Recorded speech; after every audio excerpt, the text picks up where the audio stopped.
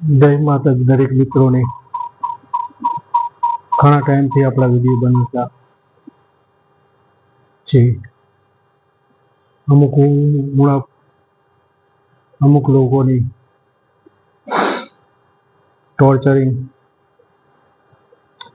પણ એ બાબતની મને કોઈ જ અસર થતી નથી, પણ અમુક જે અમારા જર્નલિસ્ટના ક્રાઇટેરિયા પ્રમાણે કામ કરવાનું હોય, તેમજ તમે જોયું હશે કે જે જગદીશ મહેતા ઉપર જે ટોર્ચરિંગ થયું હતું એ તમે સૌ લોકો જાણો છો. તેમની ભાષા ભલે પણ દેશી હોય પણ પ્યોર સ્ટાન્ડર્ડ હતી, કારણ કે એવો કાંઈ જર્નલિસ્ટ ભણેલા નથી. બીજું, આજનો મારો વિષય એવો છે કે 2-3 જિલ્લાઓમાં પાક ધોવાણના પૈસા ના હપ્તાઓ પડવા માંડ્યા છે. તો લોકો અત્યારે ખેતીની સિઝન ચાલુ છે, તેથી તેઓને ઘણી ખરી બેંકો 10-10, 5, 15 ગામ વચ્ચે છે, તેમજ કેશની મોટી પ્રોબ્લેમ થાય છે. તો કેશની સરળતા માટે તેઓને ખાસ કહેવા માંગુ છું કે તેઓ બીજી બેંકના ટ્રાન્સફરના ફોર્મ ભરી અને આવતા રહે, કે જેથી તેમને ખેતીનો સિઝન ના બગડે, ટાઈમ ના બગડે અને અધિકારીઓ 4-5 કલાકમાં બીજા ખાતામાં ટ્રાન્સફર કરી દે. અને જો અમુકને, ઘણાને મેં જોયું છે કે બીજાના ઉપર વિશ્વાસ નથી આવતો, તો બેંકો વાળાને ખાસ કહેવાનું છે કે પોતાના ગ્રામ મિત્રોને એક યાદી આપી દો કે તમારા ગામમાં કેટલાની પૈસા કેટલા લેવા છે, તેનું આગળ દિવસે પત્રક બનાવે, સાંજે વોટ્સઅપ કરે, બીજા તમે એટલી કેશ મંગાવી શકો, એટલે વસ્તી કોઈ હેરાન ના થાય. અને બીજું, બેંકના કર્મચારીઓને ખાસ કહેવાનું કે હું છેલ્લા 10 વર્ષથી એક જ ટાઈમ જમું છું. એવું નથી કહેતો કે તમે એક જ ટાઈમ જમો, પણ હાલે તમે 10-11 વાગે બેંકો ચાલુ થાય છે તો થોડોક તમે નાસ્તો કરીને આવો. 4 વાગે તમારી કેશની વ્યવહાર બંધ થાય તો 4 વાગ્યા પછી જમો. અને સાંજે અમુક અધિકારીઓ તો ખબર છે કે કેટલા કિલોમીટરથી આવે છે મને, તો તમે 9-10 વાગે જમીને જમો. પણ આ 10-15 દિવસનું કામ છે, તો વસ્તીને આ રીતે ટેકલ કરો. તેમજ અમુક વારે હું બેંકોમાં જોઉં છું, મેં જાત અનુભવ કરેલો છે કે તમે 50,000 લાખ જેટલી કેશ થઈ જાય તો પણ તમે 2-3 કલાક બેસાડી રાખો છો. હું એના માટે તમારી જિલ્લા બેંકમાં પણ ગયેલો હતો, કારણ કે કોઈ પણ અધિકારીને મારે કોઈ કાયદેસરની કાર્યવાહી ના કરવા માટે એટલે જિલ્લા બેંકમાં ગયો હતો. મારે ગ્રાહક સુરક્ષામાં ગયો હોત તો મને જે 2 દિવસ કે 4 કલાક બગડે એ તમારા જે તે કર્મચારીના પગારમાંથી મને મળી શકે છે, જેનો કાયદો છે મારી જોડે. કારણ કે ગ્રાહક સુરક્ષા એક્ટ ના દરેક કાયદા હું જાણું છું, કારણ કે મેં જર્નલિસ્ટ તો પૂરું કરેલું જ છે, એજ LLB પણ ચાલુ છે. એટલે અધિકારીઓને ખાસ કહેવા માંગુ છું કે જે તમારું કર્તવ્ય છે એ તો તમે નિભાવો, પણ જે તમે એક્સ્ટ્રા કામ કરો એ તમારું કર્મ છે. પછી કહે છે કે અમારું એક્સિડન્ટ થઈ ગયો, પેલું થઈ ગયું, બીપી થઈ ગયું, તો તમારું કર્તવ્ય તમે નિભાવતા નથી.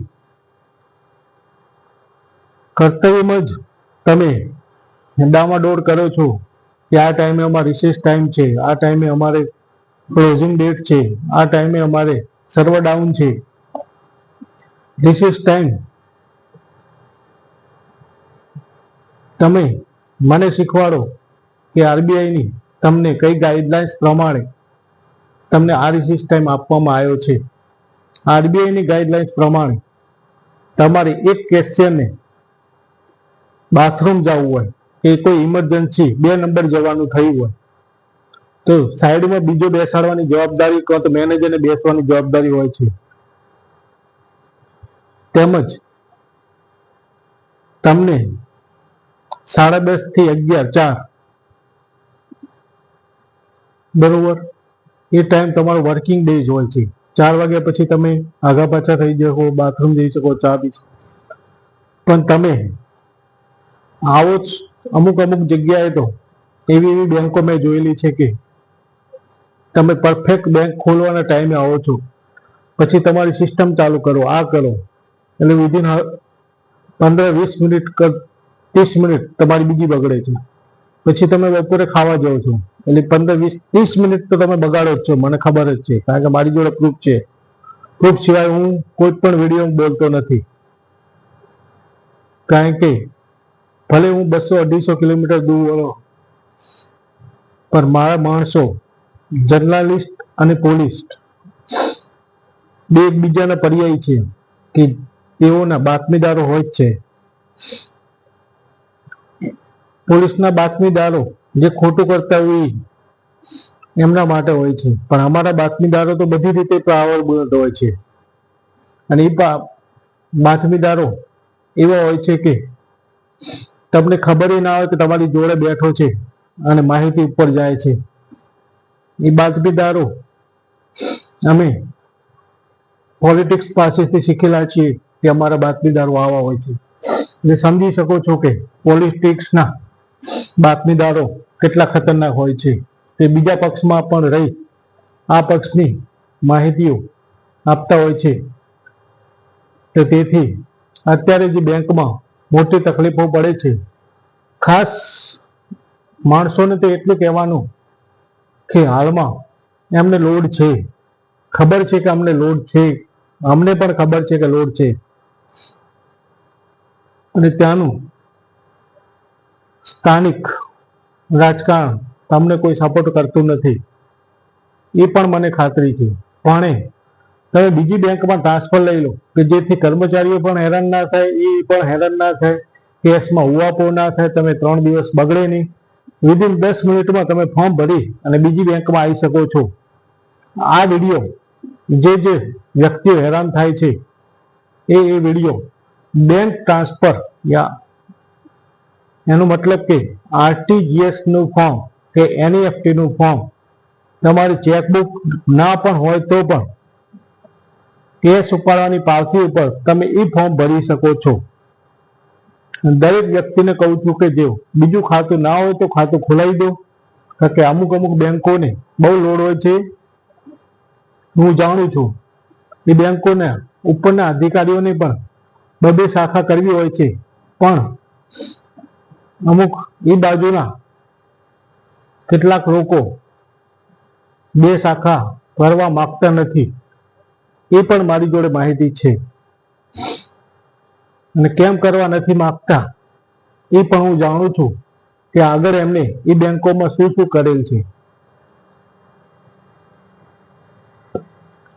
ઘણા લોકો કહે છે કે ના વિશે હું બોલું છું તો મને ડાયરેક્ટ કોઈ કહી શકતું નથી કે તું કેમ આના વિશે બોલે છે. ખબર છે કે આ માણસ સચ્ચાઈ ઉપર બોલે છે કે ખોટા ઉપર બોલતો નથી, અને પ્રૂફ સાથે બોલું છું. બીજું લોકોને ખાસ કહેવાનું કે